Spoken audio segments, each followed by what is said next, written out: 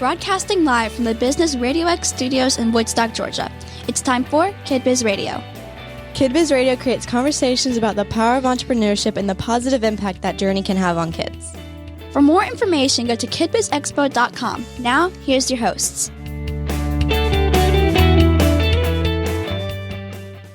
Welcome to this very special edition of Kid Biz Radio. Stone Payton here with you this morning, and we have a studio full. We've got some young entrepreneurs, and we have the folks who are behind the scenes running this marvelous organization, Renee Dierdorff and Amy Guest. Welcome back to the studio. Hello. Happy 2023. Yeah, it's going to be an exciting season. I've missed you guys. You know, I went chasing elk in Kentucky for a couple of weeks. And so I've been out of pocket, and I actually got back in time to go to the gala, but the only thing I harvested, no elk, was a terrible cold. I didn't want to get anybody sick, so that's why I didn't. We were missing you. Well, I really wanted to attend. I'm looking forward to future events, and I want to talk about that in a little bit. But get me up to speed on the gala. How did it go? It was awesome. It was so much fun. Oh, my goodness. It all came together somehow. We had a great time. We held it at Woodstock City Church, and we appreciate them letting us use that space. And It was we had beautiful. Over 100 people there. And Kevin Williams from Chick-fil-A was a great speaker. The kids were really engaged in his speech and conversation. He was very entertaining. So that was the highlight for sure. yeah. Fantastic. And we are going to talk about some upcoming events before we close, because I want to make sure that our listeners kind of have that calendar together. And can they also go to the website and see upcoming stuff? And what's the website again? It's kidbizexpo.com. Well, that's handy. Yeah. We might try to make it Keep easy. it easy. Yeah. And then as early as this Sunday afternoon, I've got it on my calendar, and I would like to attend if I can. Absolutely. You've got a workshop, and the kids are going to play a very active role in actually facilitating this workshop, yeah? Yes. That is correct. So this Sunday at 3:00, right here at the Innovation Spot, we will be hosting the first of the year's workshop on brainstorming, and it will be led by our older, more seasoned kidpreneurs, one of which we have in the room, Austyn. Hello. Hello, Miss Austyn. So are you ready for this workshop? Have you thought about what you're going to say or questions you might ask? I have thought about a few questions to ask, have begun to think about how this is going to go and what me and Layla are going to talk about and help these kids brainstorm about what they're going to do and just some new ideas in general for the new year. It'll be a good place for kids who want to start a business but don't know where to start, or have a couple ideas, a way to hone in on that, kind of bouncing ideas off of each other, but also kids with businesses that maybe want to plan out some new things for the year. So it'll be a good, open forum kind of discussion. So they'll be leading it, but it'll be kids talking to kids. And the parents can chime in too, of course, because I'm sure they'll have questions, especially if it's brand new, which is totally fine because we'll be there as well. Yes. But it'll be very interactive, and we've done something similar last year. It kind of turned into that, which made us think about, it was the end of last year, made us think about this one being a great way to start the year, where these kids were just the ideas that they had were amazing, and it turned into a really good conversation. So we're looking forward to this one. Great. And it's okay if an old man with broken dreams comes in and gets re-inspired? Absolutely. Stone, you're always welcome. Yes. Well, I'm looking forward to it. Well, I thought that maybe for this edition of Kid Biz Radio, it might be a good idea to go back and get you guys to share what I call the origin story. How did it all get started? What compelled you to do it? Some of what you learned along the way. I know our listeners would be interested, and I certainly am. So, yeah, please share that origin story with us if you would. Sure. We can do that. Let's see. So 2 years ago, maybe a little bit longer, 2.5. I don't know. Anyway, my middle daughter is a dreamer, and she was going to run the world of cotton candy. She was going to rule the world. She decided she wanted to sell it, and I was like, okay, let's figure this out. So I'll take you to farmers markets in the area, and you can sell your cotton candy. Her sisters were her employees. We all worked together. It was a very fun experience. But then, of course, her sisters decided that they didn't want to be employees anymore. They wanted to be their own business owners. So we figured out a couple business ideas for everybody else. Then I was taking 3 girls to farmers markets, which of course led when your bestie has 2 daughters of her own and they see what their friends are doing. They're like, oh, I'll need on this action. Wait a minute. So then they had business ideas. So now the 2 of us are taking 5 girls to farmers markets around the area and little tiny events that wasn't too high, like didn't cost too much for moms to, invest in their kids for this. The community was so supportive and very sweet. Everybody loved seeing kids working hard at something and, doing something for themselves and running a business and trying something new. But also at the same time, we kind of felt that it wasn't the best avenue to showcase the kids. It almost felt like novelty. Like, oh, isn't that cute? Yeah. Like, they were very nice about it, but it wasn't, they were competing with adults. Because adults do that for a living, go to event to support themselves. And we were just kind of like on the sidelines and I don't know, it just felt more like we needed our own venue. So we're like, wait a minute. We could try this. So light bulb went off and Renee and I are like, okay, let's do a kids vendor event. Maybe there's other kids in the area. I mean, we already got 5. We're halfway there, right? Yeah. We started by getting interest. We asked the community if something they'd be interested in. People jumped all over it. So that kind of gave us a little fire there to make it happen. So we hosted our very first Kid Biz Expo, just the 2 of us, August of 2021 at Sutali Baptist Church.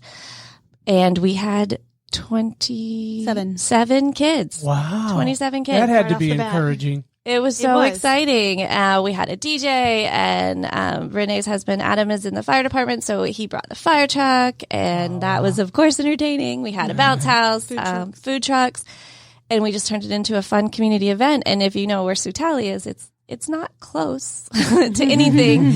There's no residual people come walking around.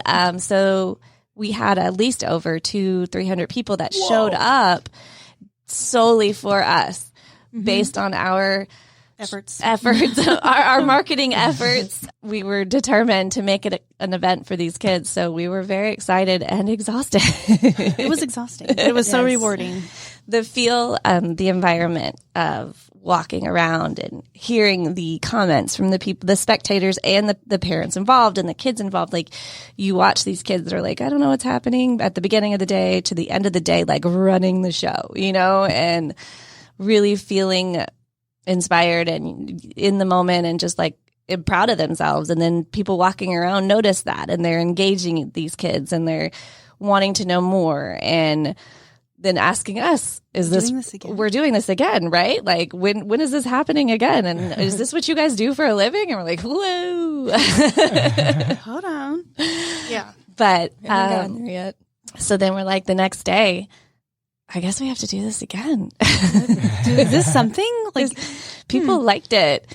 So we had a connection in Milton and we went over there to host. We did a holiday themed one in November. So just a couple months later with how many kids did we have? Like 35, I think, something like that. Yeah. 35 kids. And then that was even bigger because it was in a location that was like a live, work, play area. So people were able to walk around and they're like, what's happening over here? And it became like an event. Yeah. We had Santa, we had face painting, axe throwing, bounce houses. It was amazing.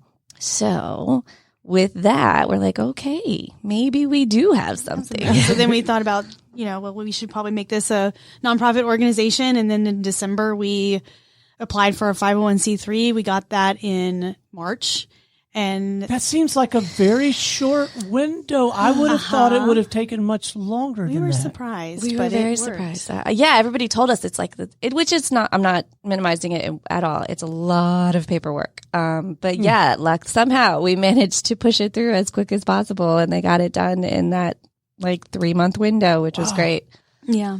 So, I mean, I'm going to say the rest is history, but I mean, that was not even a year ago that we got that. So last year we spent the year developing the foundation of the organization and we had 3 more expos and, here here we are.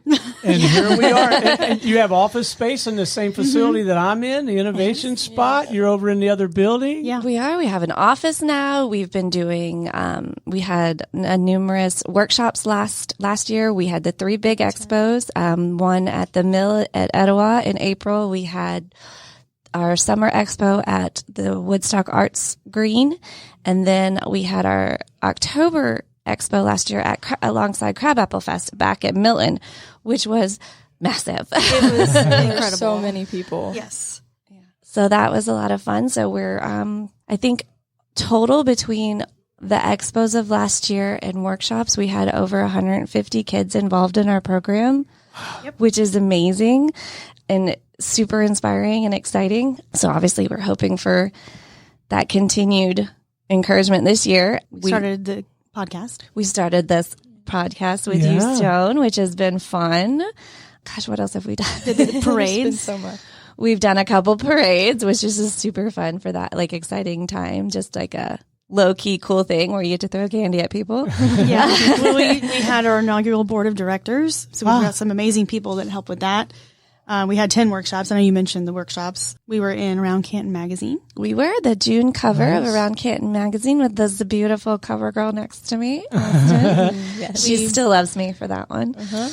We presented to the community a few times with 1 Million Cups and also at Canton Business Club, which was really fun. Yeah, it was to be good. able to try to get awareness out to the community of Business what leaders we get in front of were them. and get in front of them because of that, I feel like we garnered a lot of support from the community. Absolutely. You really have gotten a tremendous amount of support from the Woodstock community, the Canton community, Cherokee County, all of these folks. They've really rallied, haven't they? They have. It's been, I can't even describe, like, to have other people believe in your passion and to support it. And it's a great feeling. And we attribute a lot of that momentum that we had last year to that. Yeah. Because getting the word out and just supporting it, and that helped us believe in ourselves, which helped us keep going. And it's just this whole thing. So grateful is the best word, I think, for sure. How I was feeling, especially at the gala, just the accomplishments and, just seeing all the kids in the room, and we had them stand up and we got to applaud them and we got to thank our board, and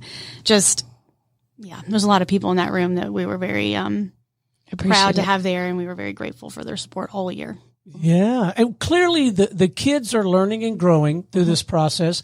Do the two of you feel like you have been learning and growing along the way as well? Oh, my goodness. Yes. We've been in uncomfortable situations, but that's where you grow. Yes. You don't grow in your comfort zone. We've learned a lot. Yes. Renee has pulled me out of my comfort zone numerous times. I am not a public speaker, as I'm sure anybody who's been in the room with me has noticed, but we have presented so many times now that it's a learning process, and it's much less overwhelming. I'm now more capable. I would say so. We've learned so much more about the nonprofit industry in general and the business behind it, because it is still a business. And so learning those foundations has definitely been eye-opening, and that's a learning process. Yeah, because neither one of us had nonprofit experience in the past. It was a brand new world for us. So it was, what do we do from the get-go? So that's a part of the community. I mean, the community helped us with that too. So yeah, our board was critical in that, helping us discover and lay that foundation. Yeah, doing everything right from the beginning. That was a big thing for us, and making sure that it's not just half done,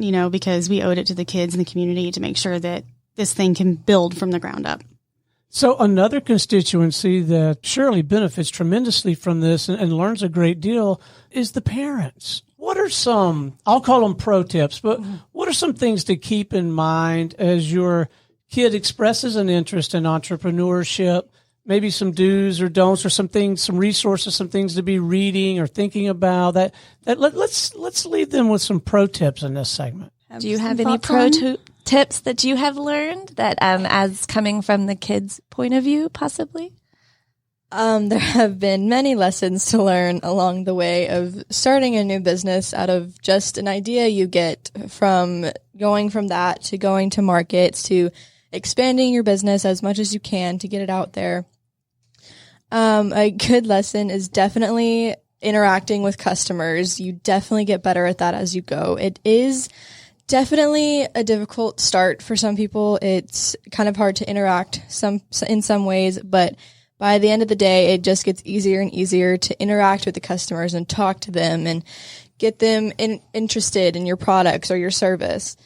That has definitely been a helpful learning that along the way. Also, like she was talking about earlier, public speaking has gotten much easier as well. Which I imagine has helped at school also. Yes, it has, especially since we're starting to do that a bit more. So how about in interacting with your parents? Are there some things that they've done apparently very well that kept you encouraged? Because I could see that same conversation happening in some household, and even not on purpose, just inadvertently, it gets shut down just because the parent doesn't quite know how to handle the conversation or doesn't want the kid to get disappointed. Or I'd say listen and let them kind of just have that brainstorm and open discussion I think a lot of people maybe shut it down because they don't have that mindset and it overwhelms them, or they think that it's too much. And before we kind of got started, there really wasn't a place for that kid to try that stuff out. And that's why we are doing what we're doing, because we've talked to parents that are like, well, I'm not really,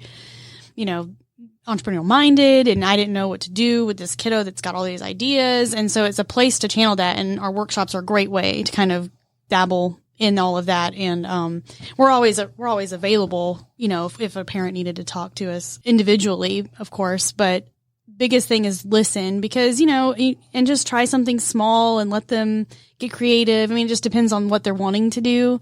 But yeah, don't shut it down. Let them try to express their thoughts on that. A big part of that is letting them try. Yep.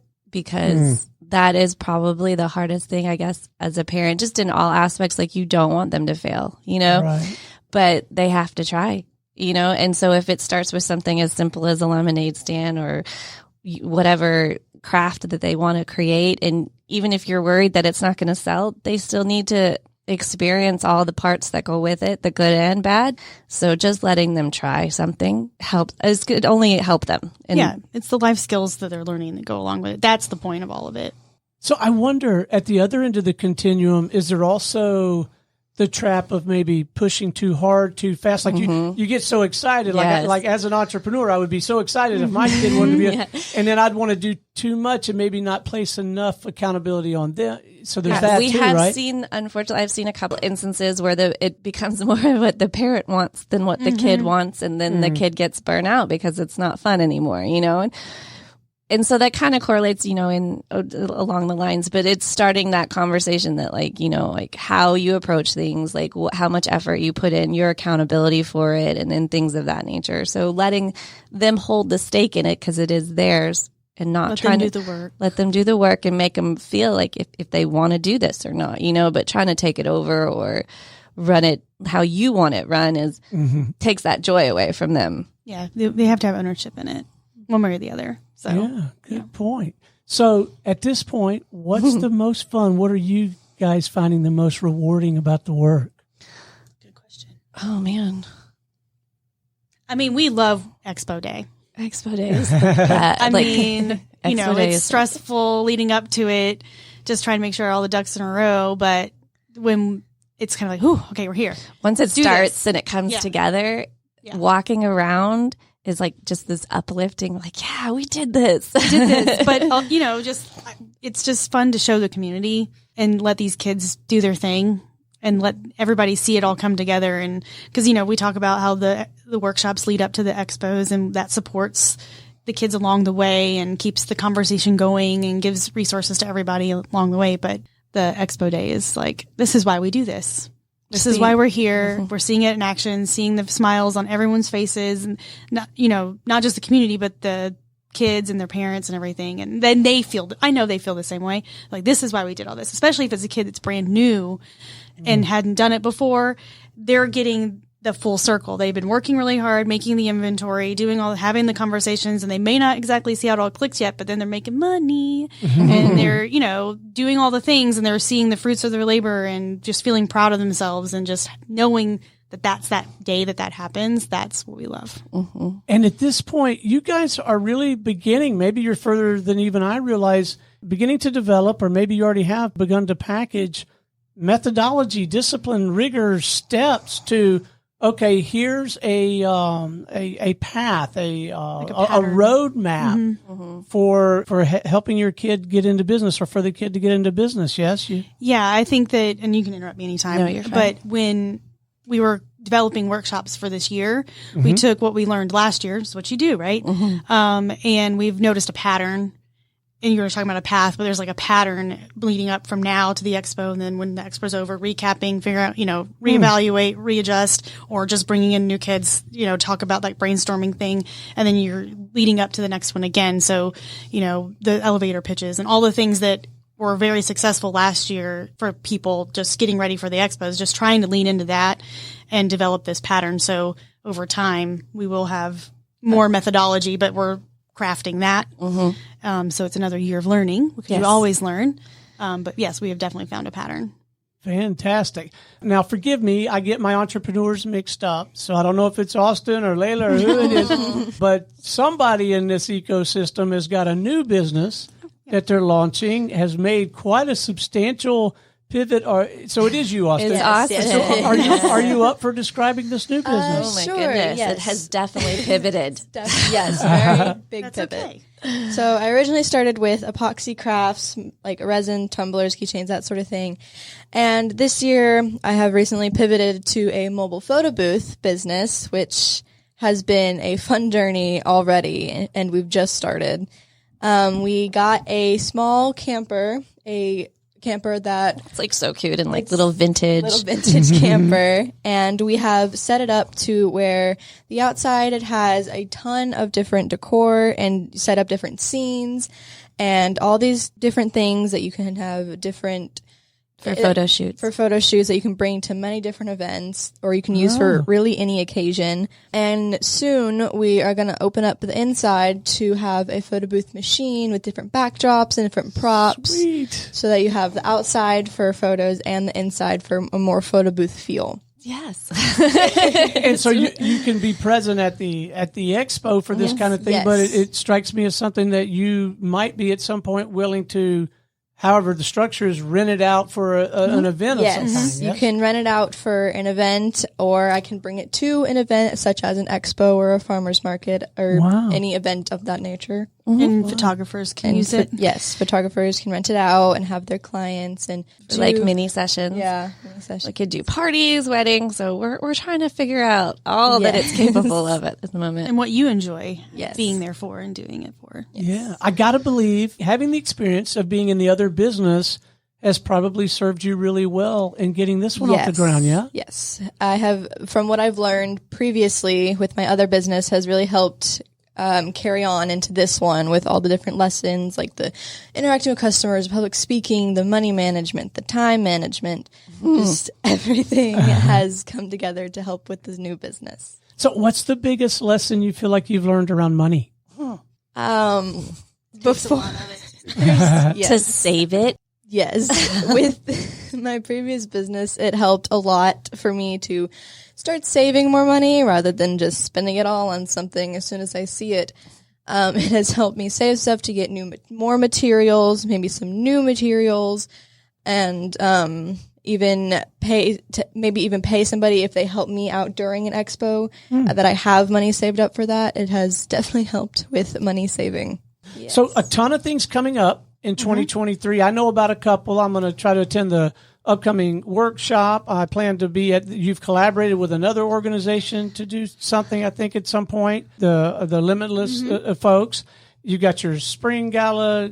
I'm just hitting some of the high spots, and people can go to the website, but just give us some broad strokes on some upcoming stuff. Well, first that's happening are the workshops. So we are also having workshops in the Milton area too. So, the brainstorming's this weekend, and the next weekend there's going to be one in Milton. So it gives people an opportunity. There'll be 20 workshops this year. Wow. That's what we have on the calendar. Yes. 20. You know, So there's we're only doubling it. 52 So weeks in a many. I know. year. It's we're doubling a lot. it. Oh my gosh. But it's brainstorming for both in January, but it just gives people more dates. So, and if they loved it and they want to come again, they're welcome to, and they can provide a lot of insight to it. So we have workshops on the docket, and the first expo is going to be at the Mill on Etowah in April 23rd, a Sunday from 10 to 2. Then we'll have one on July 8th in Woodstock again. So that's our pattern. Spring is at the mill in Canton, and then we have summer in Woodstock, and then we'll be at Crabapple Fest again.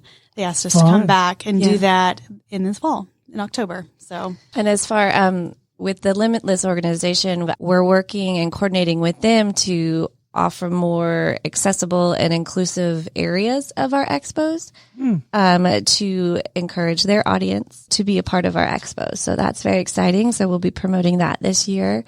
We are working on incorporating 2 more of our programs, the Kid Biz Coach and Kid Biz Connect. Hopefully, one of which will be starting as soon as March. So there'll be more details on that. It's a mentorship program that we're working on. We have a date scheduled for our golf tournament. We can announce that. Yes. Save the date, September 11th. It's a Monday. We will be at Bridge Mill Golf Course for our golf tournament, which will be fun. Yes, save the date. Save the date on that. Let's see. We also have our scholarship fund that we have some funds that we can use for the first expo, where we want to have some kids apply for that, and they will get their vendor fees paid for.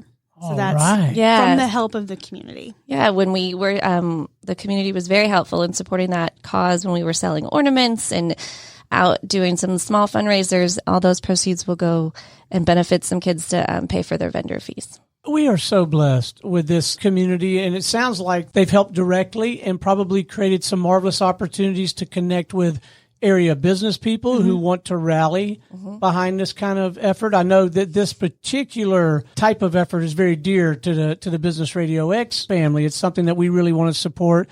So there are going to continue to be opportunities for local businesses to support, and I suspect you can get pretty creative in whatever's going to serve them and support the kids, right? Yes, we are going to have annual community partner opportunities, and the levels will be geared towards small business in the area.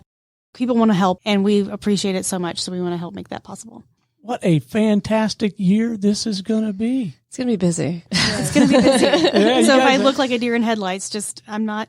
Just we look give me a high five all the time. We'll just keep moving. Yeah, I'm good. I'm fine. Just give me a high five, and we'll move forward. We're good. We are so delighted that you guys are putting so much energy and effort into this, and we want to support you any way we can. And when I say we, I don't just mean Business RadioX. I mean the local business community, the community at large. Keep up the good work. Thank you. And keep us posted. And let's get some of these community folks and some of these business folks in the studio and give them a chance to share their story and talk about how and why they want to be a part of this. I really enjoy doing this show, if you can't tell. This is a lot of fun. Well, we love that you enjoy this. It's definitely been helpful for us. We appreciate your support so much. It's my pleasure. All right, until next time, this is Stone Payton for our guest today, our room full of youth entrepreneurs, and, of course, Amy Guest and Renee Dierdorff, and everyone here at the Business RadioX family, saying we'll see you next time on Kid Biz Radio.